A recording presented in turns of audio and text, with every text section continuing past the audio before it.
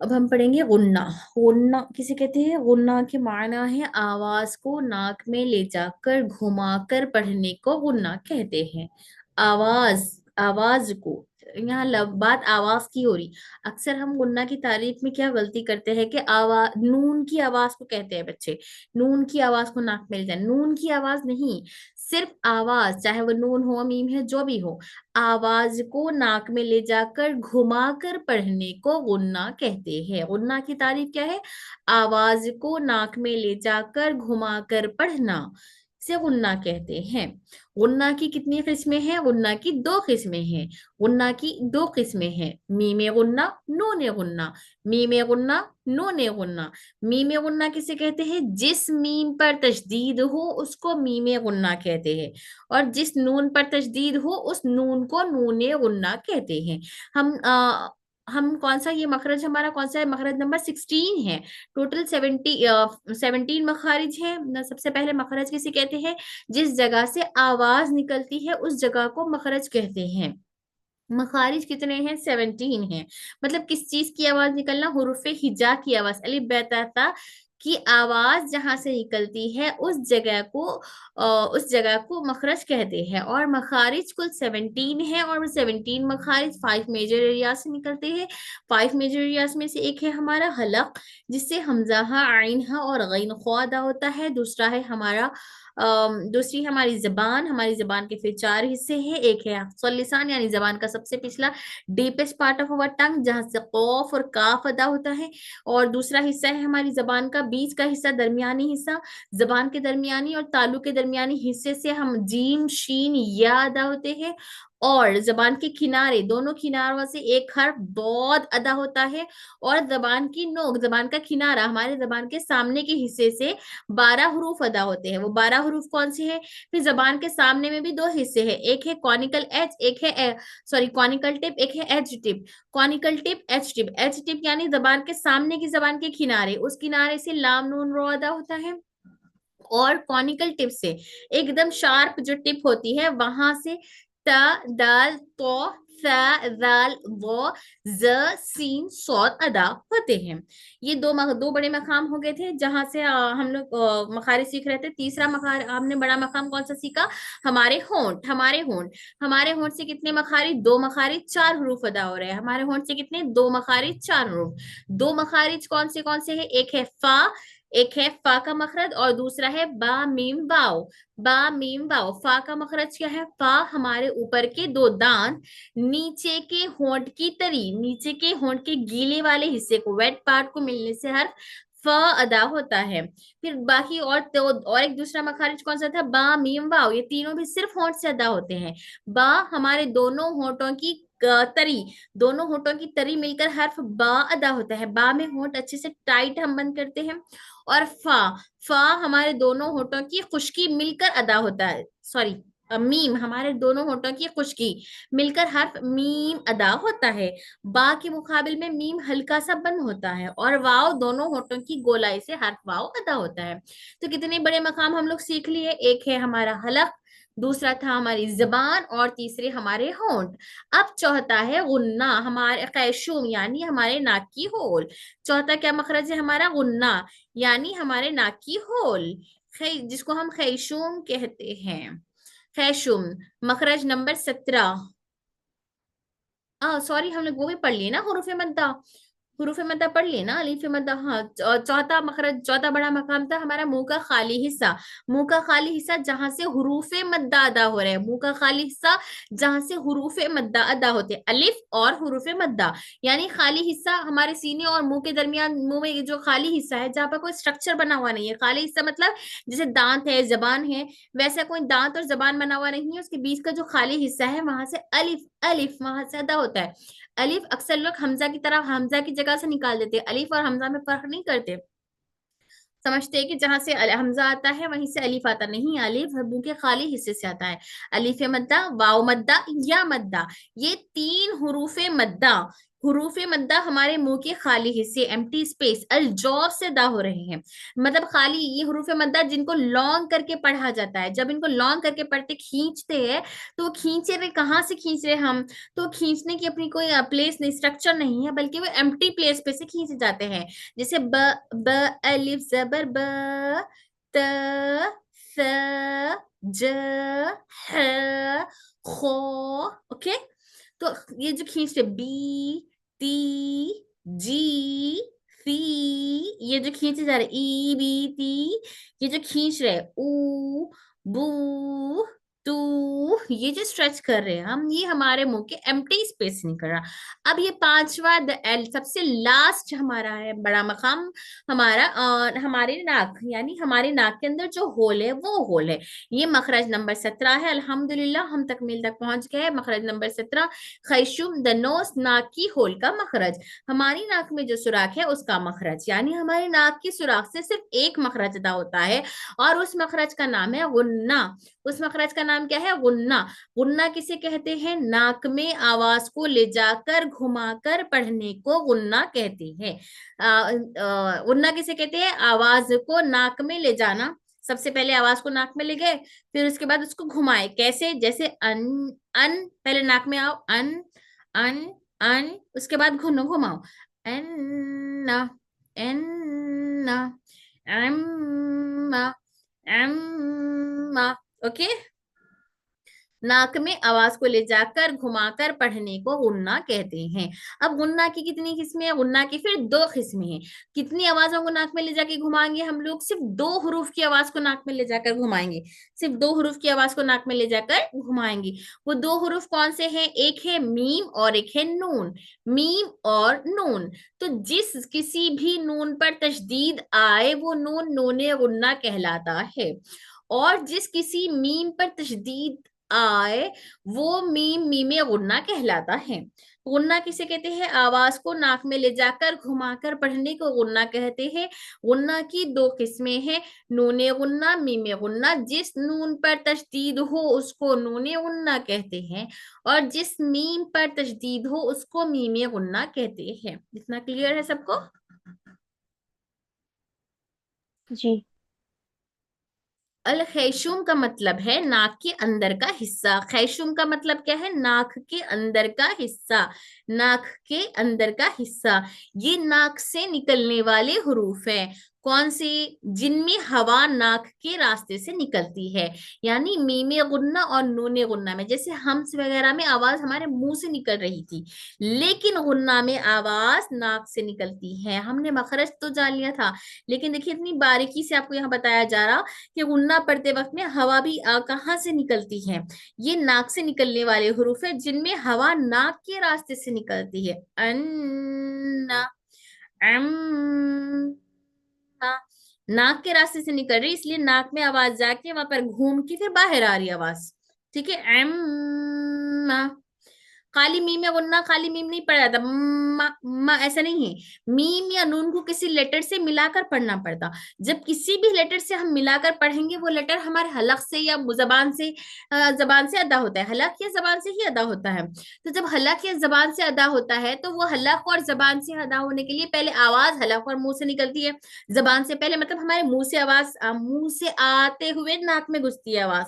कैसे? जैसे मैं पढ़ रही हूँ, तो आइन की आवाज हलक से निकल रही, तो आवाज पहले हलक से होते हुए फिर नाक में आ रही, एम, मीम के लिए, एम, क्योंकि मीम का मखरज होंठ है, तो यहाँ होंठों से होते हुए हमारे हलक और होंठ से होते हुए फिर हमारे नाक में आ रही है, एम, एम। पहले हलक में थी आवाज, फिर यहाँ होंठ का भी इसमें रोल आ गया, फिर निकल रही वापस कहाँ से? नाक से निकल रही। क्यों? क्योंकि गुन्ना की आवाज नाक से वापस बाहर निकलती है। तो जो भी लेटर हम पढ़ेंगे वो मुंह से अदा होगा, वो लेटर मुंह से अदा होकर उसकी आवाज नाक में जाएगी, नाक में जाने के बाद उन्हें घूमने लगेगी, जैसे ही घूमेगी फिर वापस नाक से बाहर निकल जाएगी। ये नाक से निकलने वाले हरूफ है जिनमें हवा नाक के रास्ते से निकलती है। में जब इस मखरज में जबान और होठों का डायरेक्ट कांटेक्ट नहीं होता। इस मखरज में हमारी जबान और होठों का डायरेक्ट कांटेक्ट नहीं होता, बस नाक का इस्तेमाल होता है। मतलब जबान और होठों का डायरेक्ट कांटेक्ट नहीं होता। जैसे हम जबान से कुछ लेटर अदा हो रहे, जैसे होंठ से अदा हो रहे, तो डायरेक्ट दोनों, जैसे मीम है, दोनों होठों की खुश्की मिलने से ही मीम अदा होता है। अम्मा जब बोल रहे हैं हम, तो डायरेक्ट सिर्फ होठों के कांटेक्ट नहीं हो रहा है इसमें, बल्कि आवाज नाक में घूम रही, ये फोकस कर रहे हैं। अम्मा, एम, ये जो घूम रहा है वो गुन्ना है। जो आवाज नाक में घूम रही है वो गुन्ना है, मीम गुन्ना नहीं है। मीम के किस्मों में से मीम ये गुन्ना है। मीम पर तशदीद आने की वजह से मीम की जो आवाज घूम रही है वो गुन्ना कहला रहा। ठीक है, गुन्ना क्लियर हो गया आप लोग को? गुन्ना किसे कहते हैं एक्चुअल में? जो आवाज नाक में घूम रही है उसे गुन्ना कहते हैं। तो गुन्ना असल में मीम गुन्ना, नून गुन्ना, मीम गुन्ना, नून गुन्ना, मतलब मीम गुन्ना नहीं है, नून गुन्ना नहीं है, बल्कि मीम पर तशदीद आने की वजह से मीम की जो आवाज निकल रही है, जो नाक में घूमकर, उसे गुन्ना कहलाते हैं। और नून की जो आवाज नाक में घुसकर निकल रही है उसे वो गुन्ना कहलाता है। ठीक है। मीम नाक से निकलने वाले हुरूफ की लिस्ट। जैसे मीम, ये नाक के अंदर से निकलता है जब होठों को मिलाया जाता है। जब होठों को मिलाया जाता है तब ये आवाज, वैसे भी हम मीम और नून को पढ़ते वक्त में मीम और नून की आवाज नाक में से ही होते हुए जाती। देखिए, मीम के मखरज में भी हम पढ़े थे ना, मीम, मीम पढ़ते वक्त आवाज नाक में जाती है, नून भी पढ़ते वक्त में आवाज नाक में जाती है, इसलिए ये नाक से रिलेटेड है। तो नून और मीम की आवाज नाक में जाती है, और जो नून और मीम की आवाज तो नाक में जाती ही है। जब नून और मीम की आवाज नाक में जाती है, जाकर जो घूम रही है वो गुन्ना है। ओके। जैसे मस, मस, मीम की आवाज नाक में आ गई, मस। अब घुमा रहे ने हम लोग खाली, मस्जिदु, मस्जिदु बोले तो ये गुन्ना नहीं हुआ।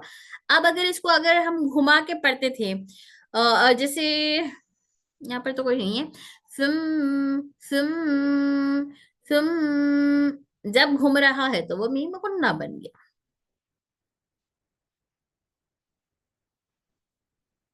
हो गया अल्हम्दुलिल्लाह। ये देखिए मखरज की सुनहरी धुन, अलिफ से या तक। अलिफ हवा से हल्का आए, बा होठों से, होठों को साथ मिलाए, ता दाल तो जबान से आए, सा दाल वो हवा में समाए, जीम शीन या बीच से निकले, जा सीन सोद हवा से मिले। समझ रहे इसका मतलब? जैसे अलिफ हवा से आग, हल्का आए, मतलब अलिफ हमारे जॉफ से आता है, मुंह के खाली हिस्से से। अलिफ हवा से हल्का आए, बा होठों को साथ मिलाए, बा होठों को साथ मिलाए यानी हमारे दोनों होठों की तरी मिलकर हर बा अदा होता है। तादाल को जबान से आए, तादाल को जबान से आए मतलब तादाल तो का मखरज हमारी जबान का किनारा है। सादाल वो हवा में समाए, सादाल वो हवा में समाए मतलब इनमें हवा आती है, ये हम है ना, हम सिफाते हम से रखते हैं ये लोग। सा, जाल, सा, सा, जा, सा, तो हवा समाए मतलब इनमें हल्की सी हवा आ रही, और ये हमारी जबान के ऊपर के दांतों के किनारे को टच करते हुए जबान थोड़ी सी बाहर निकलती है। तो उसके बाद ये हुरूफ अदा होते हैं। जीम शीन या बीच से निकले, बीच से निकले मतलब हमारी जबान के दरमियान और तालु के दरमियान दोनों मिलकर हर्फ जीम शीन या अदा होते हैं। ज सीन सोद हवा से मिले, ज सीन सोद हवा से मिले यानी इन तीनों हरूफ को पढ़ते वक्त में सीटी की से जो आवाज आती है, जो हवा निकलती है, वो सीटी के साथ अदा होने वाले हरूफ ज सीन सोद हैं। दौद भरपूर धुन सुनाए, दौद भरपूर धुन सुनाए यानी दौद एकदम भरा हुआ लेटर है, जो हमारी जबान के दोनों किनारों से भी अदा हो सकता है या फिर एक किनारे से, और सबसे यूनिक लेटर है दौद। और जैसे इंग्लिश वगैरह में तमाम हुरूफ के, जैसे अलिफ से ए आता है, बा से बा का बी होता है, तो वैसे तमाम हुरूफ का है, लेकिन दौद का कोई अपना मखरज, कोई अपना लेटर नहीं है। दौद यूनिक लेटर है, दौद सिर्फ दौद ही है। इसलिए रमदान का जो दाल डालते हैं डी ए, रमदान, या फिर जहां कहीं भी दा डालते हैं डी ए, तो वो डी ए एक्चुअल में दाल, दाल से होता है वो डी, तो दौद का नहीं है। लेकिन दौद का मखरज को दौ की आवाज आ रही है यहाँ पर, ना वो दाल है, वो दाल नहीं है, ना वो है। तो दाल ना होने की वजह से वो दो, दो जबान के किनारे से धरो, दो दो है वो, दाल नहीं है। लेकिन रमदान, रमदान है एक्चुअल में, रमदान नहीं, रमदान, रमदान है, तो वहां पर दौद के लिए भी दाल का डी का इस्तेमाल किया जा रहा है, लेकिन असल में दौद का कोई इंग्लिश लेटर नहीं है, दौद एक यूनिक लेटर है। जा, गैन, खो, गला हिलाए, हाँ वाइन खो। चलिए, गॉइन खो, गला हिलाए मतलब हमारे हलक से इनकी आवाज आती है, तो इसलिए गला हिलाए। आइन हाँ अंदर से आए, आइन हाँ अंदर से आए यानी हमारे हलक के बिल्कुल दरमियान हिस्से से आते हैं आइन और हाँ। हा हमजा झटके में आए, हा हमजा झटके में आए मतलब हा हमजा, हमजा ह। तो ये वाले हा नहीं, बल्कि छोटे हमारे सीने की तरफ से जो lower part of our throat है वहां से आने वाले हमजा ह। हमजा ह। ह तो हल्का झटका इसको बता रहे, जस्ट एक राइम में यहाँ पर डाला गया ताकि तमाम लेटर्स को इस तरह से समझ जाए। ठीक है। ह हमजा झटके में आए, फा हवा में राह बनाए, फा हवा में राह बनाए, फा, फा, फा हम्स लेटर। कौफ काफ गला हिलाए, कौफ काफ गला हिलाए यानी हमारे जबान के अंदरूनी लास्ट डीपेस्ट पार्ट से अदा होने वाले हैं, जो छोटी जबान को पास आते हैं। कौफ, कैफ, ओके। लाम रेशम जैसा बेहतरीन, लाम रेशम जैसा बेहतरीन लेटर है जो हमारी जबान के नोक, और हम लोग देख रहे हैं ना लाम में हमारी जबान का इस साइड वाले जबान इस साइड वाले दांतों से टच होकर लेफ्ट साइड वहां से अदा होता है। नून, ये कौन है जो बीच में डिस्टरबेंस करते रहते। चलिए, नून की गुनगुनाहट है हसीन, नून की गुनगुनाहट है हसीन मतलब नून की आवाज में गुन्ना सी आवाज होती है, जिसे नून जब अदा करते हैं, चूंकि नून तो हमारी जबान की नोक और दांतों वगैरह से अदा होता है, लेकिन नून पढ़ते वक्त में नून की आवाज नाक में भी जाती है, तो इसलिए बता रहे कि गुनगुनाहट उसकी हसीन होती है। जब उसके ऊपर तशदीद आ जाता है तो वो गुन्ना बन जाता है, जब गुन्ना बन जाता है तो वो बहुत खूबसूरती पैदा कर देता है। कुरान मजीद में गुन्ना वाले लेटर्स की वजह से खूबसूरती पैदा होती है। एन, एन,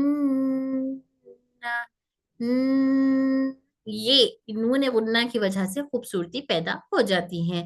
रॉ का लहजा गूंज सुनाए, रॉ, रॉ एक गूंजदार मतलब हमारी जबान की एक नोक और हमारे दांतों से जो अदा हो रहा है वो रॉ एक गूंज सुनाने वाला लेटर है। एंड मीम होठों से प्यार जगाए, मीम होठों से प्यार जगाए यानी मुस्कुराहट वाले होंठ, मुस्कुराहट दिखाने वाले, प्यार दिखाने वाले हमारे जो होंठ होते हैं, तो वो होंठों की खुशकी से हर मीम अदा होता है। वाव गोल गोल घूम रहा है, वाव गोल गोल घूम रहा है यानी हमारे होंठ गोल घूमने से हर पाव अदा होता है। या हल्का मुस्कुराया है, या हल्का मुस्कुरा रहा है मतलब या, जब वाव घूम रहा है तो या हमारे जबान के दरमियान और तालु के दरमियान से अदा हो रहा है। और जिस भी शख्स ने जिसने मखरज को समझ लिया उसने तिलावत का नूर पा लिया, अल्हम्दुलिल्लाह। तो अल्हम्दुलिल्लाह, अल्हम्दुलिल्लाह, अल्लाह तबारक व तआला का बेपनाह एहसान और करम है हम पर कि अल्हम्दुलिल्लाह अल्लाह के फजल व करम से, अल्लाह के इज़्न से हम आज अल्हम्दुलिल्लाह हमारे इस कोर्स को तकमील करने तक पहुंचे हैं अल्हम्दुलिल्लाह। तो हमें से जिसने भी बस मखारिज को सीख लिया है तो अल्लाह अल्हम्दुलिल्लाह हमने उस नूर को पा लिया है। एंड हर हर्फ अपनी जगह पे आए, हर हर्फ अपनी जगह पे आए यानी अगर जो हर्फ जहां से अदा करना है हम वहां से अदा कर ले तो तिलावत नूरानी हो जाए। हर हर्फ अपनी जगह पे आए, तिलावत नूरानी हो जाए, यानी जब कभी भी हम हर हर्फ को उसकी जगह से अदा करेंगे तो तिलावत में खूबसूरती पैदा हो जाती है। इतना क्लियर है? किसी को कोई डाउट है?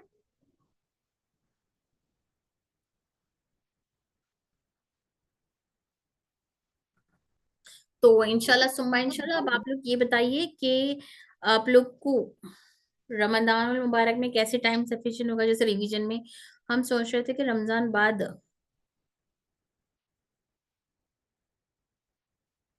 एक सेकेंड,